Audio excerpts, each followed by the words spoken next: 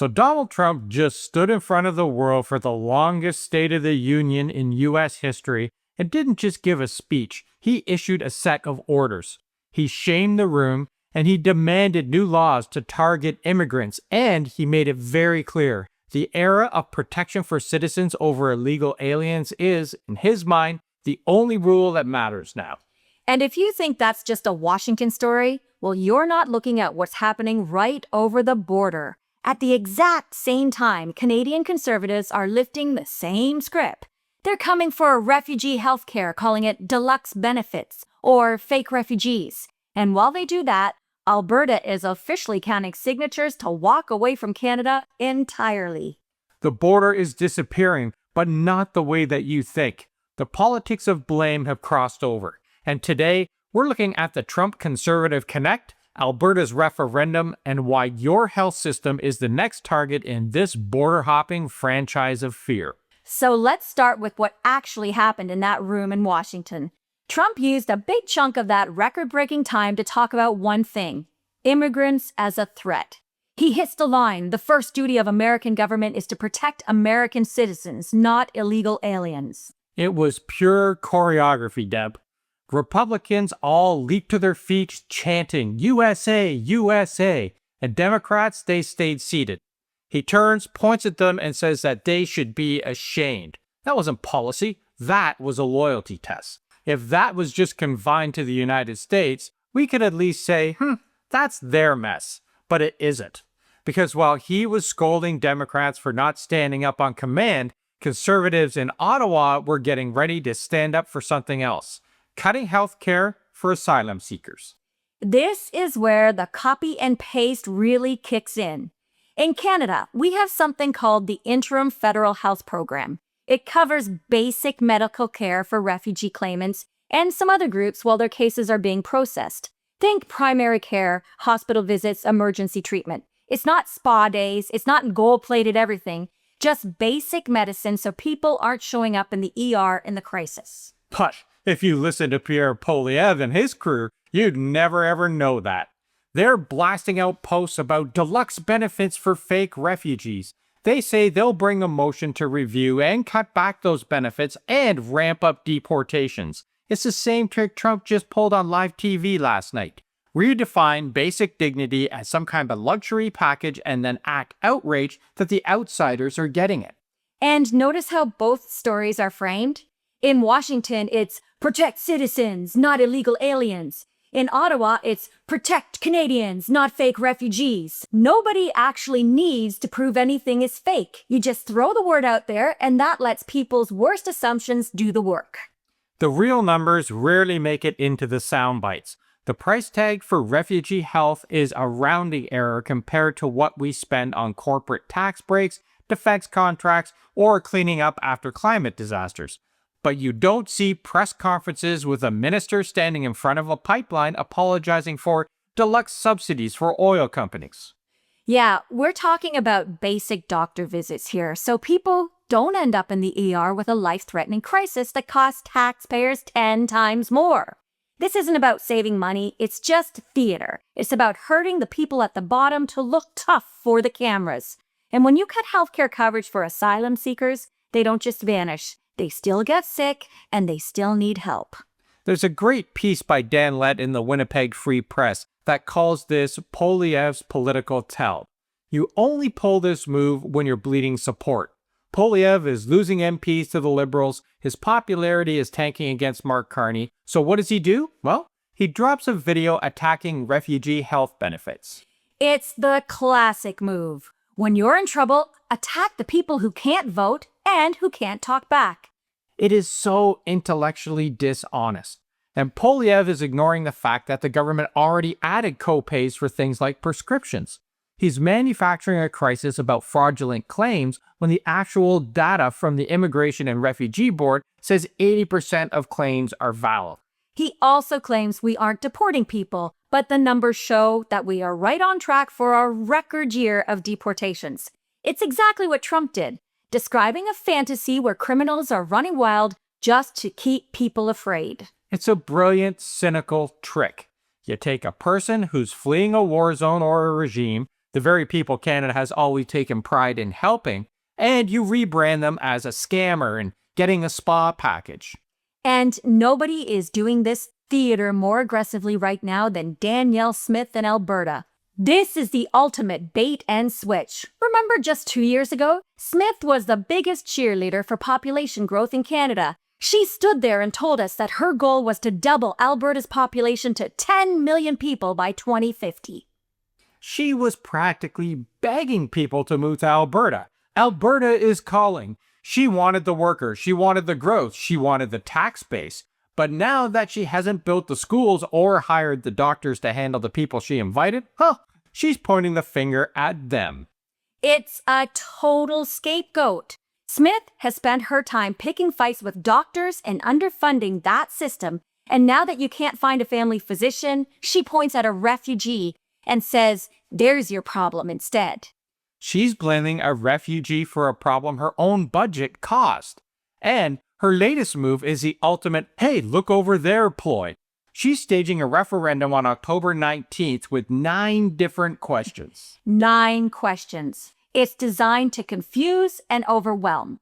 While you're trying to figure out the legalities of Senate reform or provincial judges, you aren't looking at the massive deficit she's about to table. It's an omnibus distraction, right?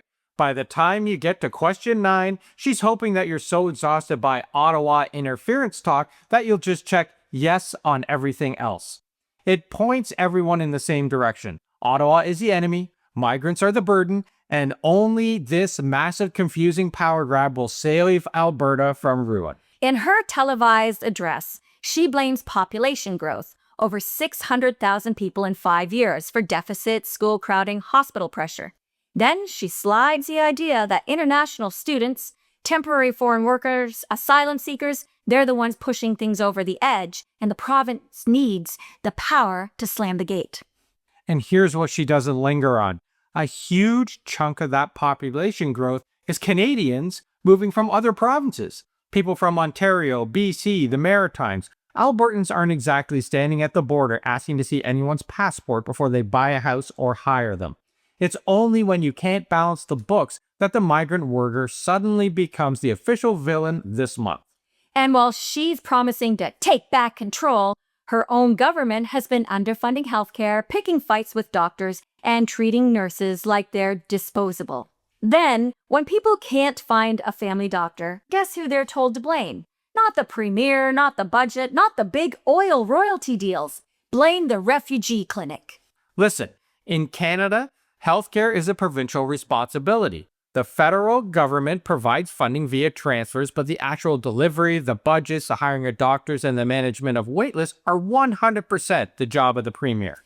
By blaming the federal government's open borders or refugee clinics, Danielle Smith is trying to distract Albertans from the fact that her own government manages the hospitals. In fact, just this week, she admitted Alberta is heading for a significant deficit and is now scrambling to boost doctor pay by 22% just to stop the bleeding. And while she's pointing that finger, there's an actual petition running right now, approved by Elections Alberta, to trigger a referendum on Alberta becoming an independent state. They need 178,000 signatures by May, and it's being fueled by the same Trump-style rhetoric that Ottawa and outsiders are the reason that your life is harder. And look, we aren't the only ones who think that this has crossed the line. BC Premier David Eby didn't mince words about it. He called these meetings exactly what they look like: treason. When you've got a sitting Canadian premier using that language, you know the stakes have changed. It's an attack on Canadian sovereignty, plain and simple. Some are already calling for a full inquiry into who is funding these trips and what exactly is being promised behind those closed doors. In any other country, you'd be looking at handcuffs for trying to sell off a piece of the nation to a foreign neighbor. But Canadians don't have to just take it. If you're as fed up as we are, you can fight back. There's a massive counter petition called Forever Canadian. It's already got over 450,000 signatures, way more than the Separatists. So if you're in Alberta and you haven't signed it, go find it. We'll link to it below in the description. And for Canadians, you can call your MP, call the Minister of Justice, and tell them you want an inquest into foreign interference in our provincial politics. You can't just sell it off to the highest bidder in Washington.